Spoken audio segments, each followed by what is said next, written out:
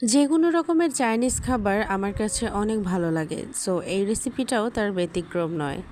এটা কিন্তু একটা রাইস দিয়ে তৈরি করা হয়, কিন্তু আপনি চাইলে এটা দিয়ে মেহমানদারিও করতে পারেন। নিত্য নতুন ভিডিও পেতে চ্যানেলটিকে লাইক করে সাবস্ক্রাইব করে পাশে থাকবেন। তো দেখে নিন, আপনারা স্ক্রিনে দেখতে পাচ্ছেন যে চালটাকে ফার্স্টে স্টিম করতে দিল, মানে রান্না হতে দিল, আর এদিকে ডিমটা ঝুরি ভাজা করে নিল, সাথে মাংসের কিমা, গাজর, এরপর রাইস, তারপর ডিমগুলো দিয়ে দিল, স্বাদ মতো লবণ দিয়ে, চিকেন পাউডার দিয়ে, গোলমরিচের গুঁড়া, সয়া সস আর টমেটোর সস দিয়ে এবার খুব ভালো মতো করে মিশিয়ে সাথে পেঁয়াজ কলি দিতে হবে।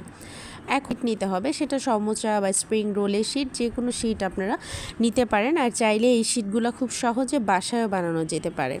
এই শিটগুলো আপনারা যে কোনো সুপার শপে খুব অল্প দামে পেয়ে যাবেন। এখন শিটগুলোর মধ্যে এরকম ফ্রাইড রাইসগুলোকে ভাঁজ করে, মানে বক্স আকৃতির করে এরকম ফোল্ড করে নিতে হবে। এরপর অল্প তেল দিয়ে একদম উল্টে পাল্টে চুলার আঁচটা কম